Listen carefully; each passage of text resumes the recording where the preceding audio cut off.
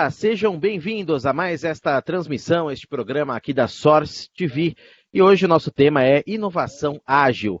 Em contextos que exigem rápida adaptação, como o que enfrentamos com a pandemia, a inovação ágil é a chave para garantir que as informações e as ferramentas de gestão cheguem em tempo hábil a todos.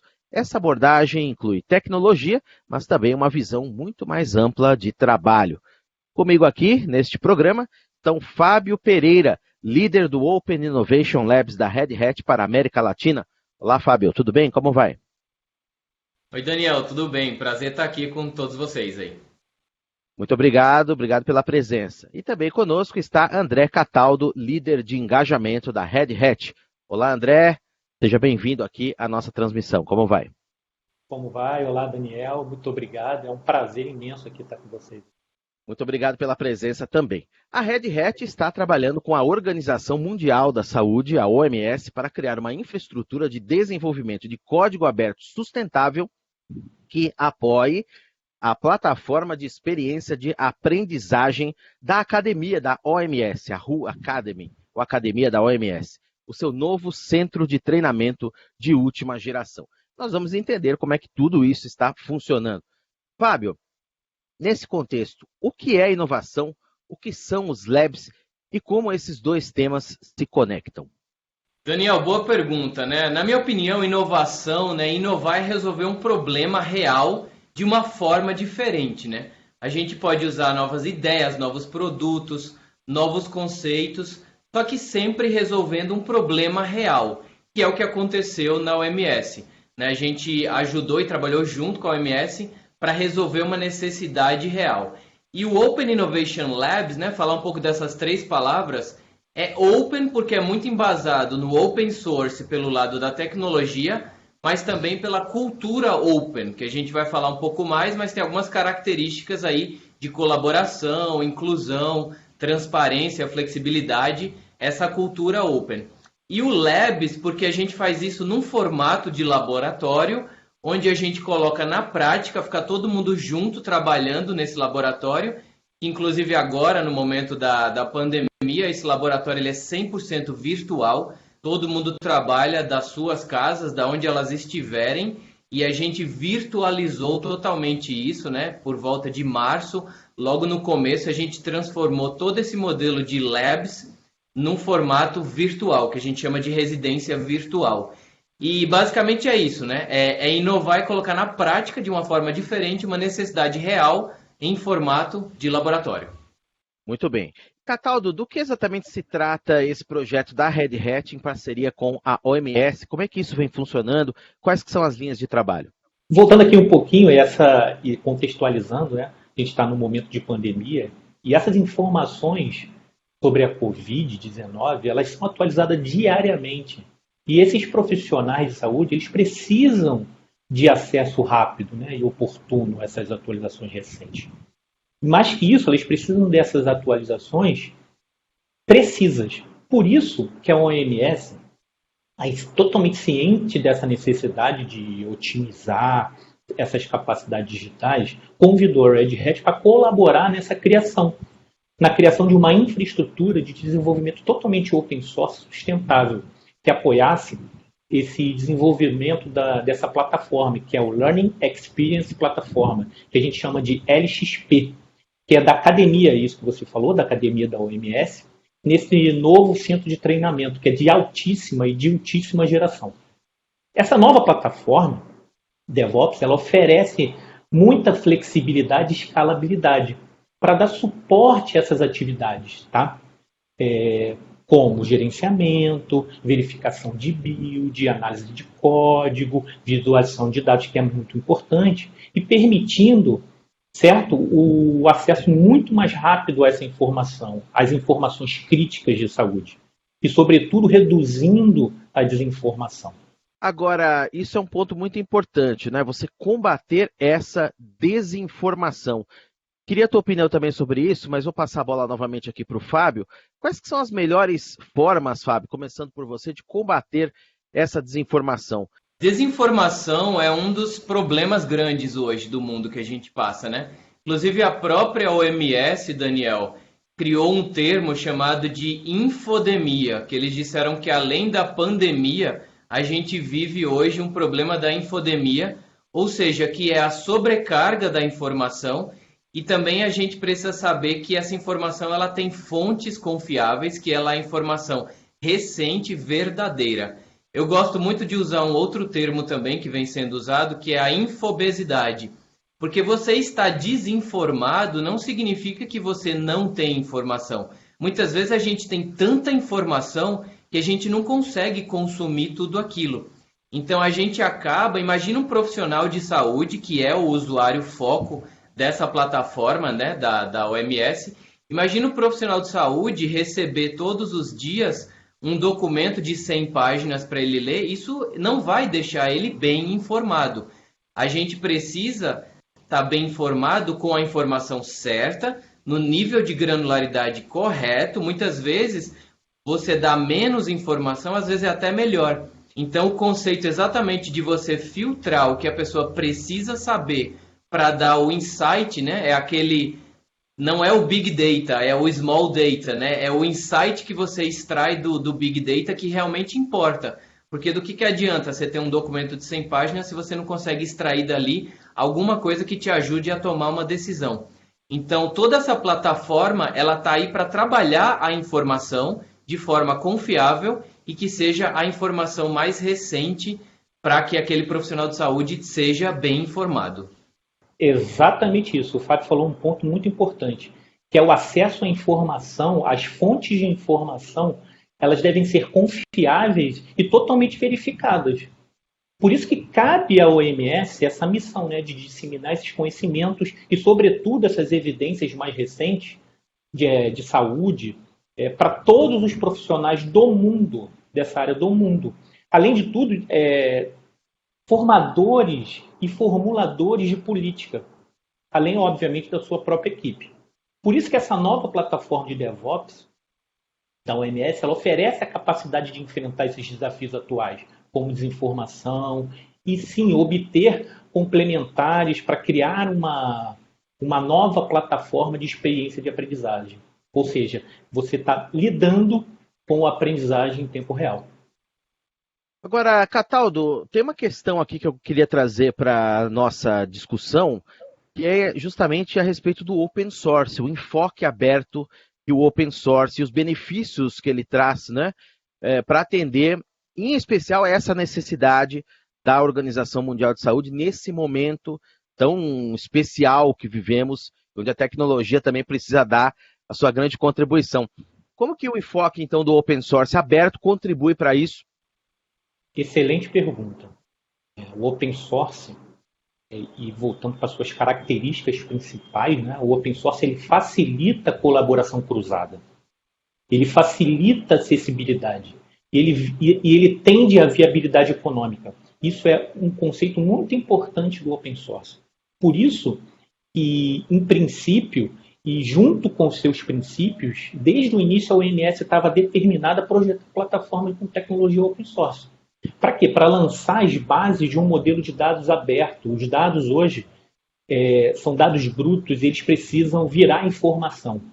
Então, quando você lança as bases para um modelo de dados abertos, para que seja capaz de atender todas essas necessidades futuras dos profissionais de saúde, para incluir experiência de aprendizado, sobretudo mais personalizado. Muito bem. É isso mesmo, Fábio? Qual é a sua visão a respeito desses benefícios que o open source traz para essa plataforma, essa colaboração Red Hat e OMS? É isso aí, Daniel. O Cataldo falou muito bem da parte tecnológica, né, do open source, dessa plataforma de dados. E eu quero adicionar uma dimensão aqui da metodologia e da forma de trabalho, que para a gente também é open source.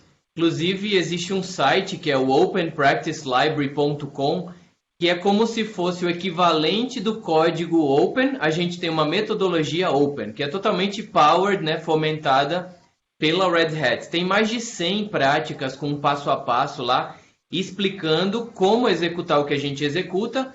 A gente não esconde nada dentro de casa, muito pelo contrário, a transparência está dentro do open source aí como característica cultural. E a metodologia que foi usada, ela também foi uma metodologia open, e é uma metodologia também sem fronteiras aí, como o Cataldo falou, está totalmente aberta para qualquer pessoa ver nesse site aí.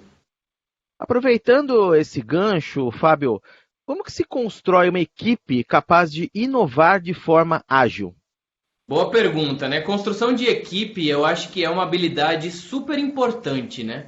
Eu uso uma analogia que é como se você fosse montar uma banda e você tem que ter ali a pessoa que é o vocalista, quem vai tocar o piano, o teclado, a guitarra, a bateria, né? Então você tem que formar uma banda onde as pessoas vão ter habilidades distintas, mas tem um ponto muito importante, Daniel, que é o propósito.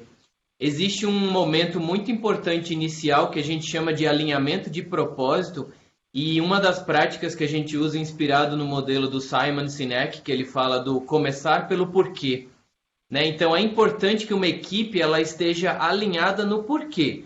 Por que a gente existe como equipe? Uma equipe alinhada no seu porquê, ela consegue desenvolver qualquer como, né? E qualquer o quê, porque ela tem um propósito comum ali. Eu acredito muito nisso.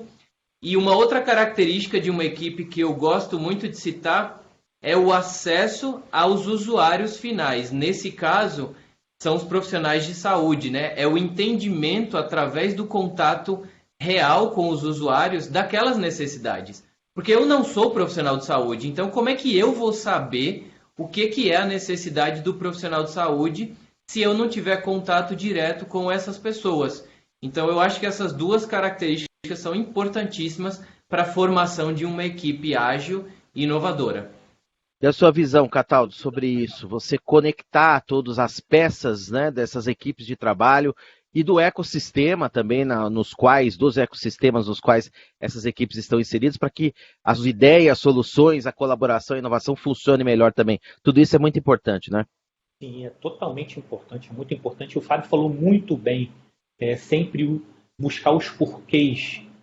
Mas tem um ponto que você também falou sobre equipes, sobre times, que é a multidisciplinaridade dos times.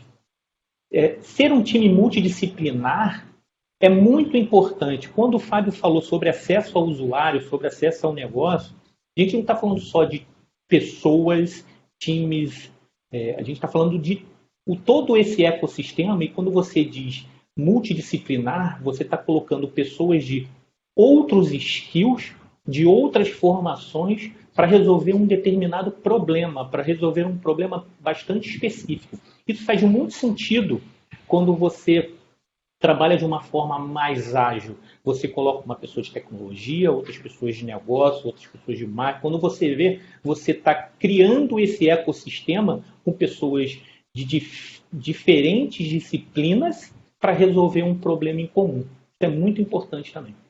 Fábio, de que maneira então é possível alcançar a inclusão digital com esse enfoque que nós estamos comentando aqui, desses meios de trabalho modernos, ágeis, a inovação, a colaboração com o open source como pano de fundo de tudo isso?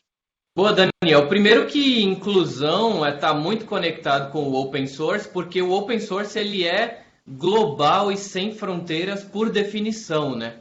A gente pode ter aí alguém trabalhando em qualquer lugar do mundo, alinhado ao mesmo tempo através das plataformas de colaboração e de versionamento de código, automaticamente. Imagina alguém no Brasil e alguém em Singapura colaborando ao mesmo tempo num projeto open source.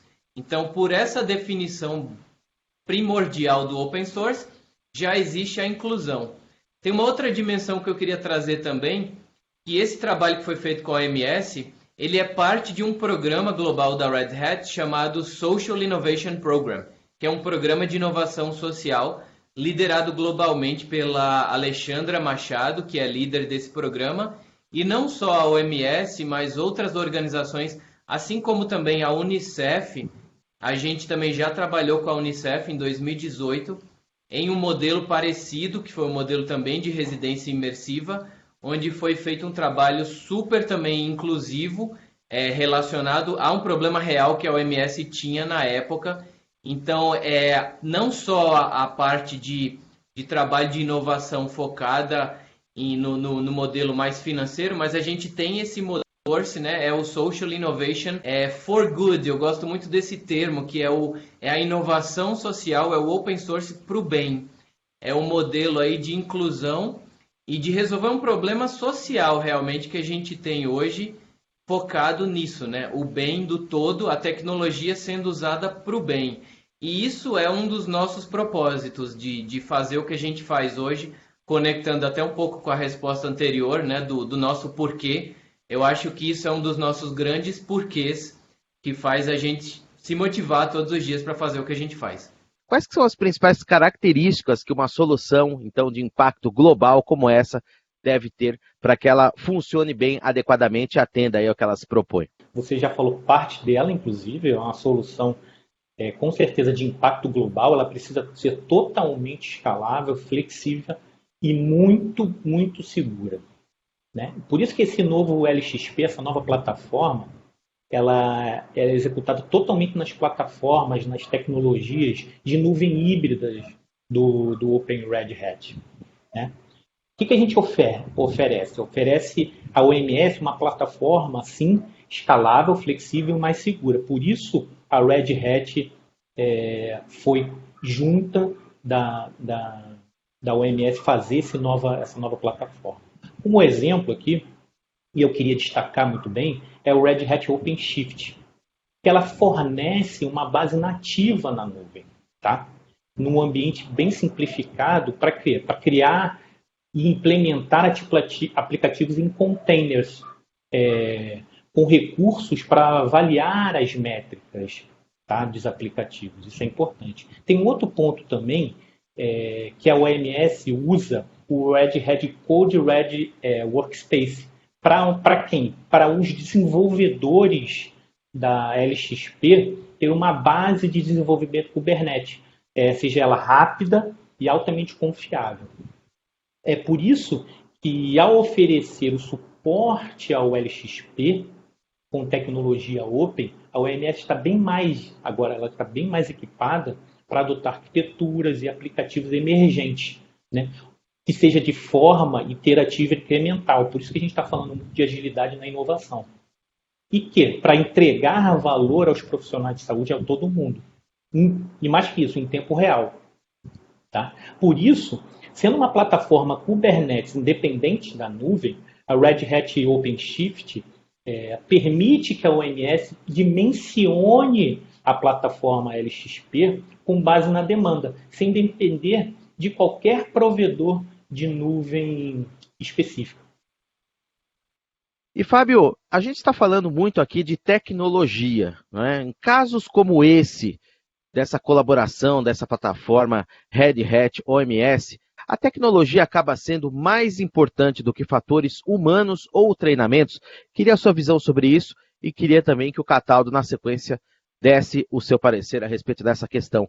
A tecnologia é mais importante do que os fatores humanos ou treinamentos, Fábio? Daniel, para ser sincero, eu acho que nenhum nem outro, os dois, e na verdade vou trazer até um terceiro. A gente usa muito um tripé, que é o tripé das pessoas, das práticas e das tecnologias. Inclusive, tem uma pesquisa que mostra que 79% dos líderes de transformação digital das grandes empresas acreditam que transformação digital é exatamente o equilíbrio correto dessas três dimensões, pessoas, práticas e tecnologias.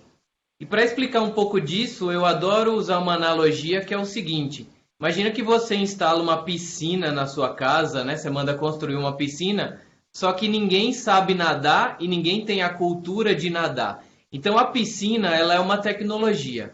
Só construir a piscina na sua casa não garante que você vai fazer a mudança cultural, que talvez você queira num final de semana nadar com a sua família, fazer um churrasco em volta da piscina com o pessoal da sua casa. E também as práticas de natação, elas são importantíssimas, né? Inclusive tecnologias como também equipamentos que você pode usar para nadar. Então eu acredito, juntamente com esses líderes de transformação, que é a junção do todo. É a questão de instalar tecnologia, nesse caso a piscina, ter um ambiente seguro, ter práticas, né? Práticas já consolidadas no mercado. Também não adianta eu querer reinventar de como se nada, isso aí já é uma coisa que já está totalmente consolidada no mundo, mas tem a questão cultural, né? Você criar um momento ali, porque isso faz todo sentido para o ser humano. O ser humano tem um quê de irracional, né? De você ter uma criação de hábitos e você criar uma cultura de quando é que eu vou nadar, como é que eu estou nadando. O aprendizado nessa questão do treinamento também é muito importante, porque você vai evoluindo ali na natação e você vai ficando cada vez melhor e, na verdade, é a junção do todo que faz com que a cultura de natação ou de inovação gere resultados, que é os resultados que a gente espera. Essa é a verdadeira transformação digital, não é, Cataldo? E eu queria botar um ponto, é que é exatamente nessa altura, nesse ponto que a Red Hat Open Innovation Labs atua. Que é o quê? É ajudar as nossas organizações, é o quê? Integrar exatamente isso, entregar as pessoas, entregar as práticas, entregar as tecnologias, para quê? Para otimizar justamente o desenvolvimento do software específico ou do produto, obviamente catalisando a inovação, né? Resolvendo esses desafios internos num determinado período de tempo. Mas sempre sobre uma camada de cultura, que é onde a gente se prevalece. A cultura ela é diferente em cada parte do mundo, em cada comunidade, em cada empresa. Então, a gente atua também na cultura. Isso é muito importante para complementar o que o Fábio falou. Muito bem.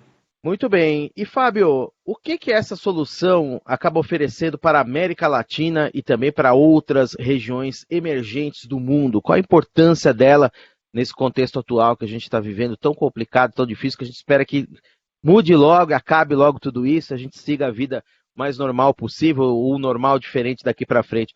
Qual é a importância dessa solução para a América Latina e para outras regiões do mundo emergentes? Ótimo ponto de reflexão final. E a gente falou um pouco que o open source ele é global e sem fronteiras, né? E a gente vive um momento hoje onde o ser humano se uniu. Eu acho que pela primeira vez assim que eu consigo me lembrar, uma das únicas vezes, a gente, né, entre 7 e 8 bilhões de pessoas no mundo, a gente foi simplesmente ser humano e ao mesmo tempo somos seres humanos fortes, né? Isso gera uma empatia muito grande mundial e seja a América Latina, seja a Europa, seja a Ásia, seja qualquer outra região, a gente hoje é um mundo unificado e o open source faz com que a gente consiga interagir globalmente. E eu diria que é uma honra estar aqui na América Latina, mas fazer parte de um movimento global como esse, com um propósito tão grande por trás, que é esse propósito de usar o open source, mas também trazer um produto que vai ser usado por todo mundo, né? Essa plataforma de aprendizado, ela também é uma plataforma que vai ser usada globalmente. Então tem uma característica de dar e receber globalmente e da gente se transformar no mundo unificado, onde todo mundo se enxerga como seres humanos, que a gente está procurando uma solução para esse grande desafio global nosso, que todo mundo está passando por isso. E esse é exatamente, né, Cataldo, o verdadeiro espírito do open source. A colaboração com a inovação, com a tecnologia, suportando isso, tecnologia de código aberto, suportando todas essas mudanças que o nosso mundo tão precisa, não é mesmo? Sem dúvida nenhuma, sem dúvida nenhuma. Tanto o Fábio quanto você falaram exatamente dessas informações, vocês falaram dessas perspectivas. É um movimento global, sem fronteiras, como disse o Fábio. Pessoas trabalhando juntos nesse momento de crise, e é em momento de crise onde a população mundial ela se fortalece. Nesse momento a gente vai sair dessa. Eu sou uma pessoa totalmente otimista, então vamos sair dessa muito mais fortalecido. Então, o open source ela ajuda nesse sentido, com essa ajuda, com esse projeto do LXP, ele está alinhando dois problemas globais e está resolvendo dois problemas globais, que é a saúde e educação. Então isso faz parte, e o open source está levando isso para todo o mundo, está trabalhando em todas as pessoas no mundo inteiro. Como o Fábio falou, é uma honra estar trabalhando com essa tecnologia, trabalhando com essa cultura, não só na América Latina, mas no mundo inteiro, para trazer para a população mundial o melhor, para que ela viva melhor, para que ela viva bem, sempre alavancando novas oportunidades. Agradeço ao André Cataldo, líder de engajamento da Red Hat. Grande abraço para você, Cataldo. Muito obrigado pela presença, pelo papo, pela entrevista e até uma próxima. Até a próxima, muito obrigado. Foi um prazer imenso conversar com vocês. Muito obrigado. E também agradeço ao Fábio Pereira, líder do Open Innovation Labs da Red Hat para a América Latina. Muito obrigado, Fábio, pelo papo, pela entrevista. Grande abraço e até uma próxima. Obrigado, Daniel. Obrigado a todos. Foi uma honra bater esse papo aqui com vocês. Muito obrigado. E obrigado a você que acompanhou mais este programa aqui na Source TV sobre inovação ágil. Grande abraço para você e até mais.